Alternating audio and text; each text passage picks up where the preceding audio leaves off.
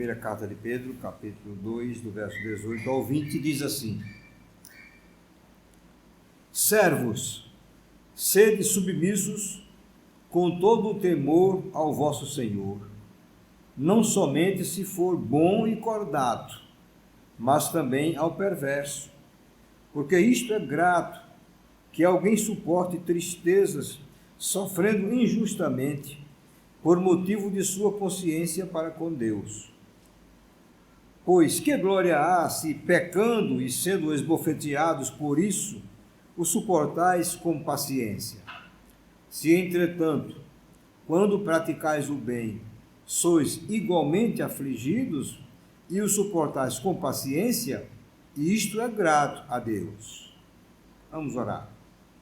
Senhor nosso Deus, nosso Pai querido, muito obrigado, Senhor, porque o teu servo, o apóstolo Pedro, escreveu esta carta há mais de 2000 anos atrás e escreveu para uma igreja que estava dispersa.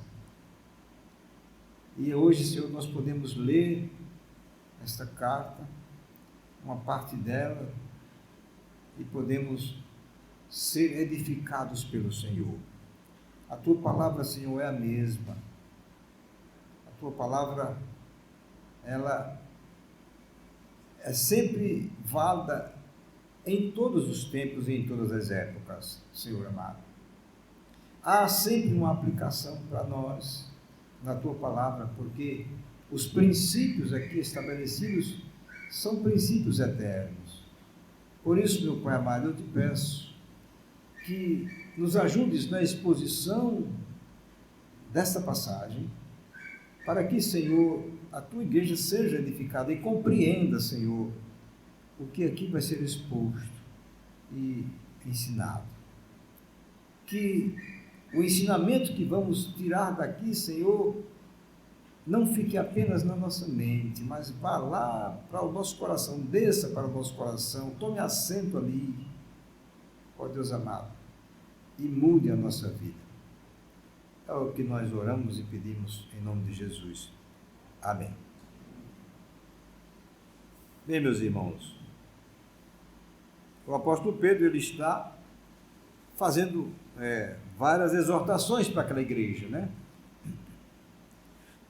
Uma igreja dispersa, uma igreja que estava distante, e ele escreve esta carta para aqueles crentes, e ele vai dando várias orientações. Na semana passada nós vimos a orientação sobre as autoridades, né? Como nós deveríamos nos comportar diante das autoridades. Hoje ele vai instruir a igreja com respeito à submissão aos senhores, como os servos, como aqueles que servem, os empregados, devem submissão aos seus senhores. Normalmente é um assunto difícil, porque quando se trata de submissão, nós não gostamos muito, né, meus irmãos? Mas vamos ver o que é que a palavra nos diz, porque a palavra de Deus é a nossa regra de fé e prática, e nós temos buscado segui-la rigorosamente, porque é assim que o Senhor quer de nós. Então, meus irmãos, vamos ver o que é que o apóstolo está nos ensinando nessa passagem. Nós vemos que a passagem ela vai tratar de pelo menos dois personagens aqui que nós podemos ver: os servos e os senhores, né?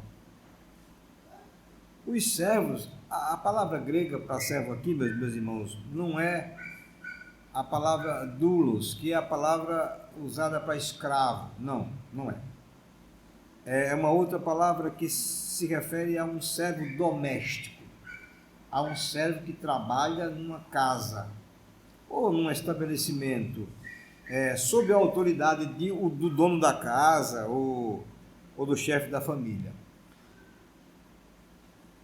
Pedro está falando para esses servos, mas isso não significa dizer que a mensagem não serve para nós, porque nós vamos perceber depois que ele vai abrir o escopo da sua exortação, para que valha para nós também.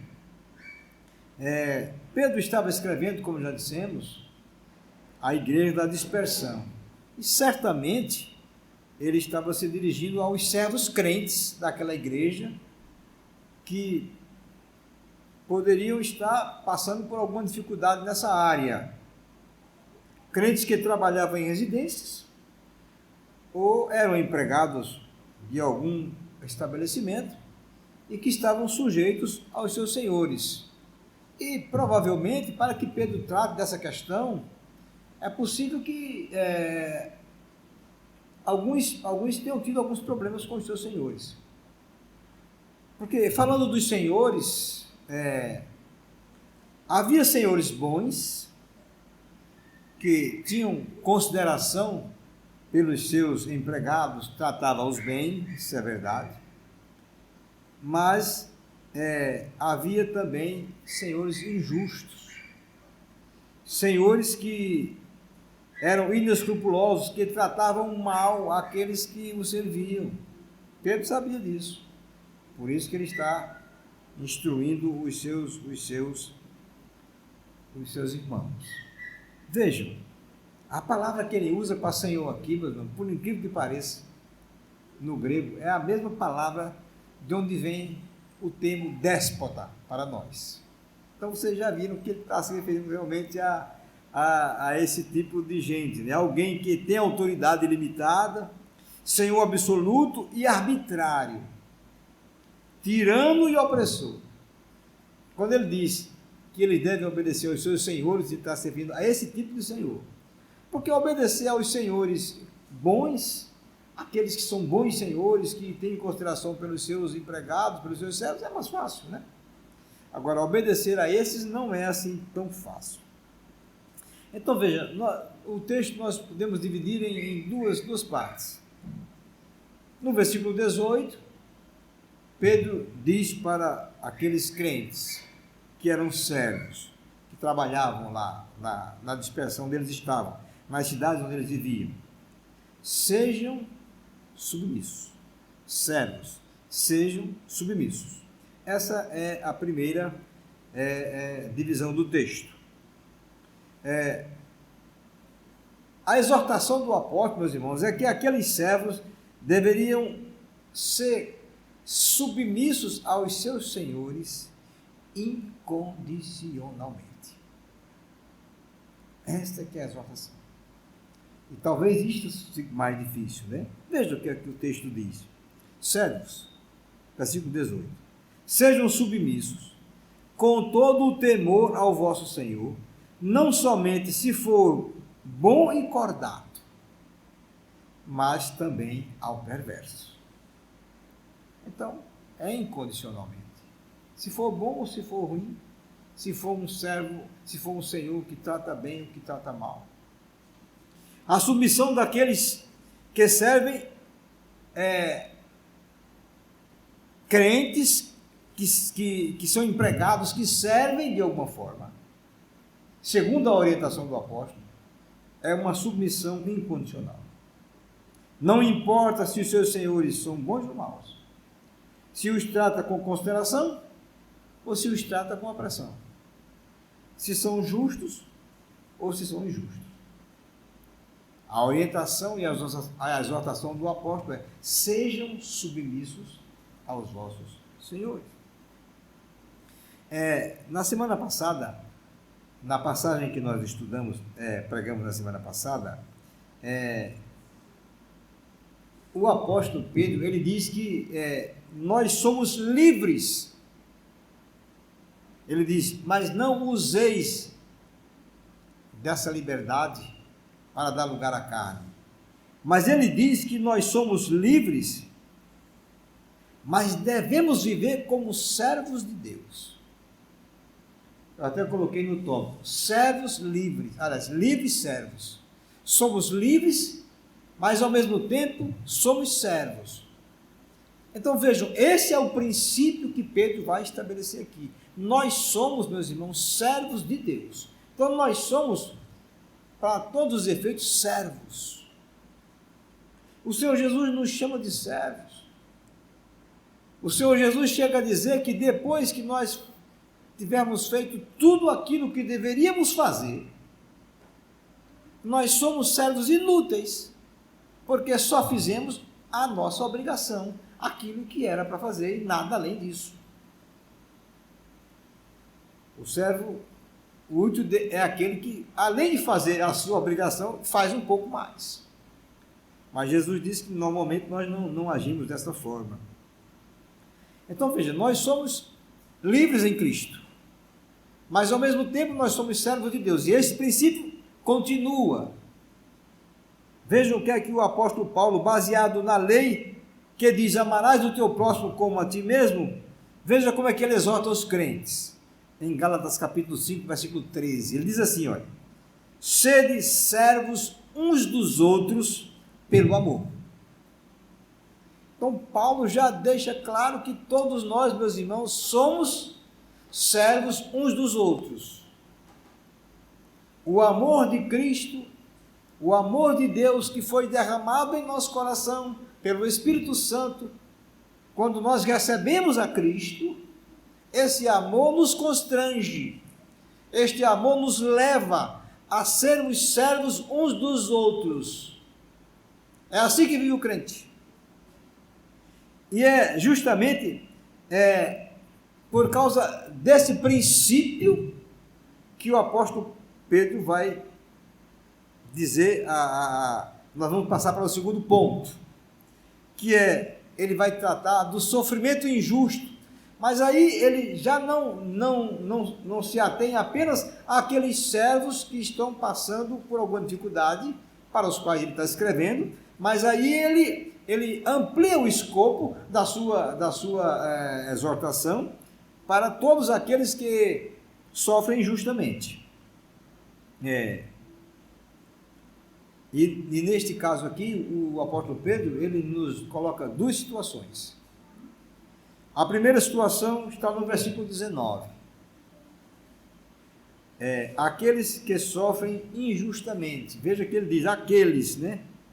Se ele diz aqueles, então qualquer pessoa. Aí, entre todos, né? Versículo 19.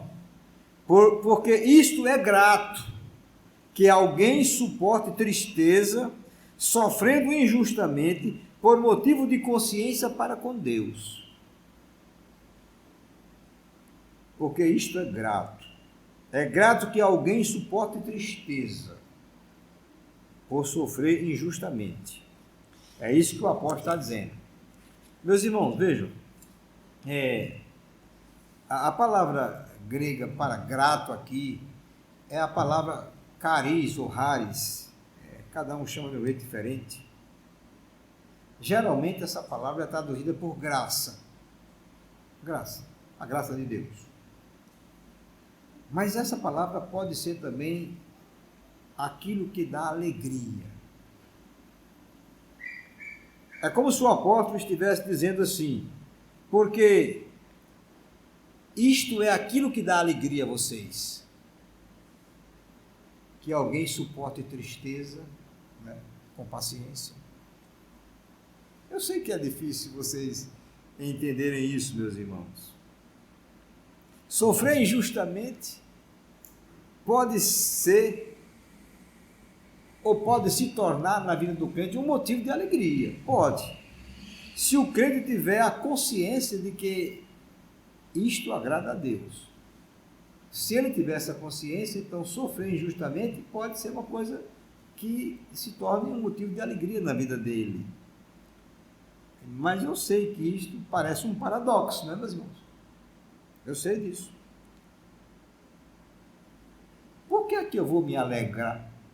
Por que que isto é motivo de alegria para mim, estar sofrendo injustamente? Por quê?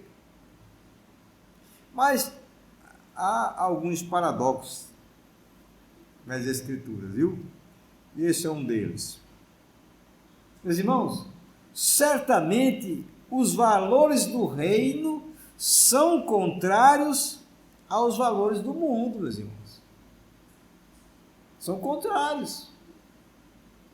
Se nós somos súditos do reino, e nós temos que trazer em nós os valores do reino, viver segundo esses valores, não nos enganemos, esses valores são contrários aos valores do mundo, não tem jeito, meus irmãos. Esta ideia de que pode se tornar um motivo de alegria sofrer injustamente, está em perfeita consonância com as palavras do Senhor Jesus lá no Sermão do Monte.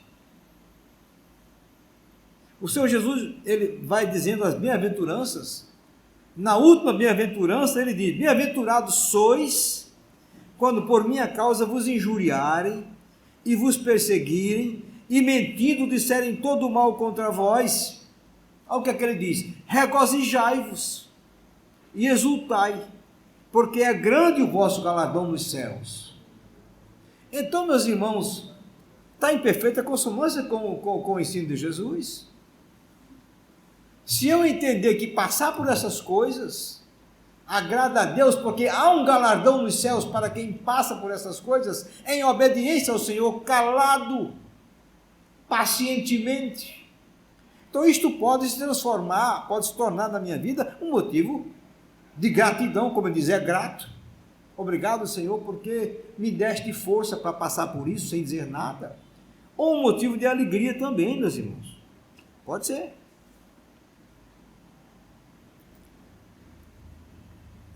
Eu sei que isso aqui não é uma coisa fácil, eu não estou em nenhum momento dizendo o que é. Porque há uma série de ensinos do mundo, valores do mundo, que me dizem o contrário. Não, você deve buscar os seus direitos, lute pelos seus direitos. Não leve desaforo para casa, rapaz, resolva isso. Senão você vai ter dificuldade, vai ter até problema de saúde. Mas a exortação do apóstolo é que eu preciso sofrer pacientemente. Mesmo que este sofrimento seja injusto na minha vida, eu devo sofrer pacientemente, sem dizer nada. Esta é a orientação dele. A segunda situação que ele coloca é aqueles que sofrem por fazer o bem. Mas imagine, você fazer o bem e sofrer porque você faz o bem. Que coisa esquisita. Está aqui no versículo 20. Primeiro ele vai dar uma instrução, que nós vamos falar sobre ela antes. Mas o versículo diz: pois que glória há, se pecando e sendo esbofeteados por isso, o suportais com paciência. Se, entretanto, quando praticais o bem, sois igualmente afligidos, e o suportais com paciência, aí vem a mesma expressão: isto é grato a Deus. Vejam, aqui primeiro tem uma palavra que ele dá, né, para os maus cristãos. Tem cristãos, meus irmãos, que, longe de honrar o nome de Deus, desonram-no, infelizmente. O sofrimento que vem ao crente como consequência dos pecados dele, porque pratica o que é mal perante Deus e perante a sociedade, esse tipo de sofrimento não traz nenhuma glória, nenhum louvor e nenhuma honra ao nome de Cristo, meus irmãos. Não traz. Pelo contrário, desonra o nome de Deus. Então não adianta muito sofrer com paciência esse tipo de sofrimento, não. Ora, você faz as coisas erradas, então o sofrimento que é imposto sobre você, o castigo que lhe é imposto é um castigo justo. Dizendo isso em outras palavras, não há motivo de louvor ou de elogio para uma pessoa que sofre, mesmo que ela sofra com paciência, mesmo que seja com paciência. Se a causa do castigo é a transgressão consciente de uma lei de Deus, ou por fazer algo que ele sabe que é errado. Então, sofrer esse castigo caladinho, com paciência, não traz nenhum benefício. Porque o crente não pode viver desta forma. O crente deve viver de uma forma correta, justa e boa. E se ele tiver de sofrer, que ele sofra, porque faz o bem. Aqueles, entretanto, que sofrem por fazerem o bem, são bem-aventurados. Esta que é a grande verdade. Na verdade, meus irmãos, vejam, este ensino, ou este tema, ele é recorrente nessa carta. Pedro vai falar algumas outras vezes, eu vou dizer pelo menos 2 textos aqui, nesta mesma carta que ele fala sobre isso. No capítulo 3, o verso 14 e o verso 17, Pedro diz assim, olha, mas ainda que venhais a sofrer por causa da justiça, bem-aventurados sois. Aí versículo 17, porque se for da vontade de Deus, é melhor que sofrais por praticares o que é bom, do que praticando mal. Pedro volta a falar na carta sobre esse assunto. E também no capítulo 4, ele fala de novo sobre esse assunto. Capítulo 4, versículo 14 a 16. Veja o que é que ele diz. Se pelo nome de Cristo sois injuriados, bem-aventurados sois, porque sobre vós repousa o Espírito da glória de Deus. Então veja que se eu sou injuriado pelo nome de Cristo, isso glorifica a Deus. Repousa sobre nós o Espírito da glória de Deus. Não sofra, porém, nenhum de vós como assassino, ou ladrão, ou malfeitor, ou como quem se intromete em negócios de outrem. Mas se sofrer como cristão, não se envergonhe disso, antes glorifique a Deus com esse nome. Porque, meus irmãos, é possível, e muito possível, o crente sofrer porque faz o bem. Olha, eu sei que parece uma coisa esquisita demais, e é mesmo. Mas é possível sofrer porque faz o bem. Ora, mas eu estou fazendo o bem e estou sofrendo as consequências de estar fazendo o bem? Se esse bem que eu estou fazendo, meus irmãos, é em obediência a Jesus Cristo, há represália contra nós. Entendam isto. Acontece que muitas vezes as pessoas fazem o bem, mas não é em obediência a Jesus, ao ensino de Jesus. Mas se é, então não estranhe se sofremos por causa dessas coisas. Bem, é isto que o apóstolo... essas são as orientações, esta é a exortação do apóstolo com respeito aos servos. Os servos devem ser submissos aos seus senhores, não importa se eles sejam bons senhores ou se eles sejam maus senhores. E aqueles que sofrem injustamente, e isso acontece em muitos casos, se eles entenderem que isso glorifica a Deus, pode se transformar na sua vida um motivo de louvor e de gratidão ao Senhor. Então, algumas considerações finais para a gente encerrar. Eu quero dizer a vocês, e eu digo por mim, nada é mais difícil para um ser humano, meus irmãos, do que suportar a injustiça calado, sem nenhum tipo de revide. Nada é mais difícil. Há em nós um desejo latente de querer falar alguma coisa, de não aceitar a injustiça sobre nós. Isso é normal, meus irmãos. Igualmente difícil e, por que não dizer revoltante, é você fazer o bem e receber o mal. É tão difícil quanto, e revoltante, né? Porque se você se revolta, não é possível, eu estou fazendo o bem e estou recebendo o mal. Mas eu quero que vocês saibam, meus irmãos, esse é um princípio, um dos princípios do reino de Cristo, do reino de Deus. Suportar com paciência a injustiça. Se eu sou um cidadão do reino de Cristo, se eu sou um súdito desse reino, então eu preciso entender isso de uma vez por todas, meus irmãos. Eu tenho que suportar com paciência toda e qualquer injustiça que venha sobre mim. É o que nos ensina a palavra do Senhor. O princípio aqui estabelecido pelo apóstolo Pedro, neste texto, é válido tanto para os empregados domésticos, quanto para os empregados em empresas também. Qualquer tipo de serviço, para qualquer empregado, o princípio é o mesmo. Não são só para aqueles que trabalham nas casas, mas quem trabalha numa empresa, com todos os direitos trabalhistas e tudo mais, mas ele é um empregado, ele trabalha ali do mesmo jeito. E mesmo que ele tenha os direitos trabalhistas, isso não impede de ele sofrer injustiça, de jeito nenhum. E ele precisa lembrar que o princípio vale para ele também.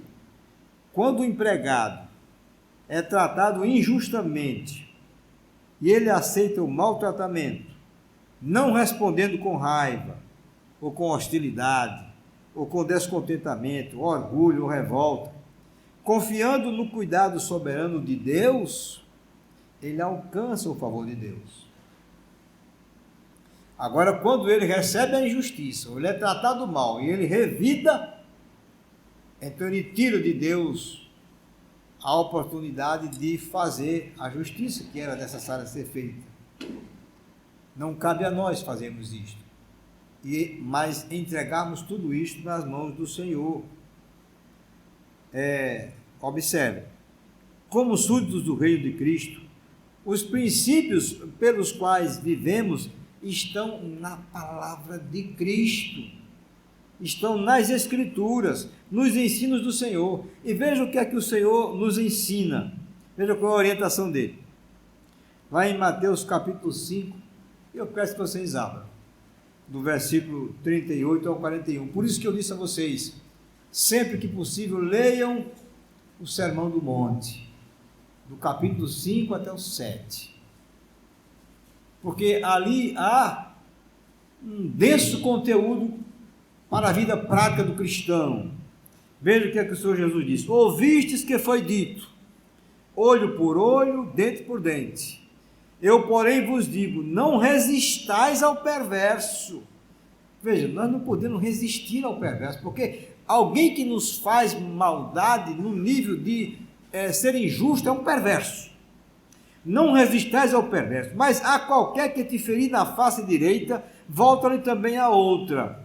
E ao que quer demandar contigo e tirar-te a túnica, deixa-lhe também a capa. Se alguém te obrigar a andar 1 milha, vai com ele 2. Meus irmãos, isso são princípios. Jesus não está mandando ninguém aqui oferecer o rosto para bater. Mas o que ele está dizendo é que quando eu entendo o princípio, eu não revido. Pelo contrário, se isso pode ser chamado de um tipo de revide, é o bem. Ele diz, alguém lhe obriga a andar 1 milha, você anda aquela milha com ele e ainda dá uma sobra. Você vai mais uma de sobra. Eu vou mais uma com você. Isto significa que o crente precisa transcender essas coisas. Ele tem que ir além disto. O empregado está na empresa, o patrão é injusto com ele, lhe trata mal, e ele só faz o bem. E é isto que o Senhor quer dizer com alguém bater na sua face e você dar a outra, ou lhe obrigar a andar 1 milha, você andar 1 milha a mais. É quando você recebe a injustiça calado, com paciência, e você dá mais. É isso que o Senhor Jesus está dizendo. Então o princípio é esse, meus irmãos. Essa é a maneira divina de pensar. Podem estar certo disso. Esse é o ensino do Senhor. Pensar de outra forma não estar pensando conforme o pensamento de Deus, porque é isso que Deus quer de nós. Agora, lamentavelmente, há muitos que se dizem crentes, mas não aceitam as regras do reino. Não aceitam, infelizmente. Não aceitam repreensão ou advertência por parte dos patrões, e muito menos injustiça. o patrão repreende e ele já responde no mesmo nível, ou fecha a cara, ou alguma coisa qualquer. Cada um de vocês pode imaginar o que pode acontecer no trabalho, né? Ou começam a murmurar, a reclamar contra o patrão. Muitos começam a relaxar no trabalho. Outros chegam ao nível de retaliar, prejudicar a empresa ou o patrão. Retaliar porque foi injustiçado. Meus irmãos, não é. Esses não são valores do rei. Esses princípios não são do rei. O servo crente deve manter uma boa consciência diante de Deus, recusando-se a fazer o mal, mesmo que ele até tenha vontade. Vejam, e eu não duvido que ele tenha vontade, porque quando nós somos injustiçados, a vontade que vem lá de dentro é retaliar mesmo, é mostrar todas as nossas garras. Mas esse é o momento em que eu recorro ao Senhor, e por uma questão de consciência, meus irmãos, uma consciência pura e limpa diante de Deus, eu disse: não faço essas coisas, recuso a fazê-las. E pelo contrário, faço o bem. Se isso levar o crente ao sofrimento indevido, ele deve se lembrar que fazer o bem, sofrer por isso, aceitar com paciência, é grato para com Deus, é aceitável a Deus, é louvável a Deus. Que este é o ensino do apóstolo Pedro. Ele precisa entender assim.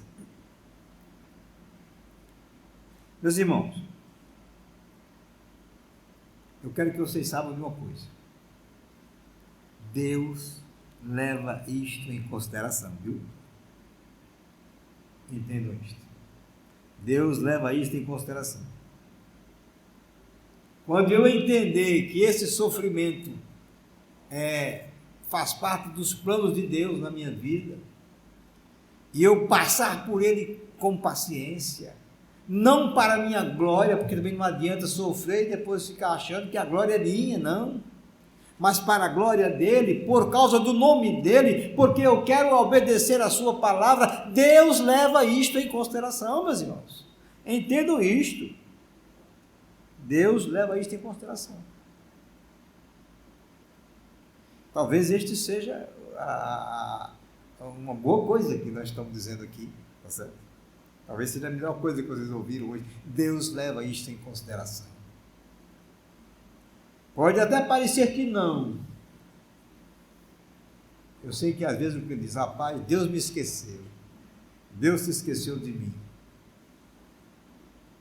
Olha, esse tipo de pensamento é muito perigoso, porque leva o crente a cair numa cilada complicada, que é a autopiedade. É começar a ter pena dele mesmo.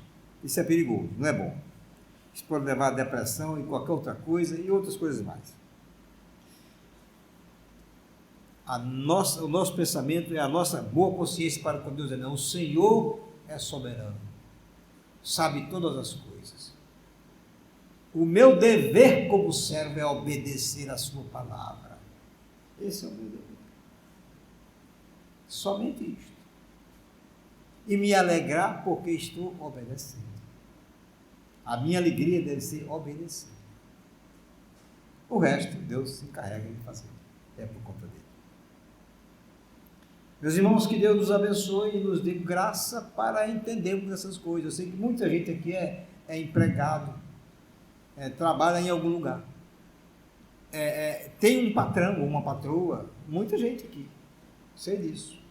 E eu sei que se eu fosse dar oportunidade para falar, cada um ia desfiar as injustiças que tem sofrido pelo patrão, com certeza, meus irmãos. Olha, às vezes acontece até com patrões que são crentes também. As pessoas não são perfeitas, elas têm suas falhas. Mas não é disso que se trata. Se trata de obedecer ao Senhor. Portanto, que Deus nos dê graça para isso. Amém? Amém.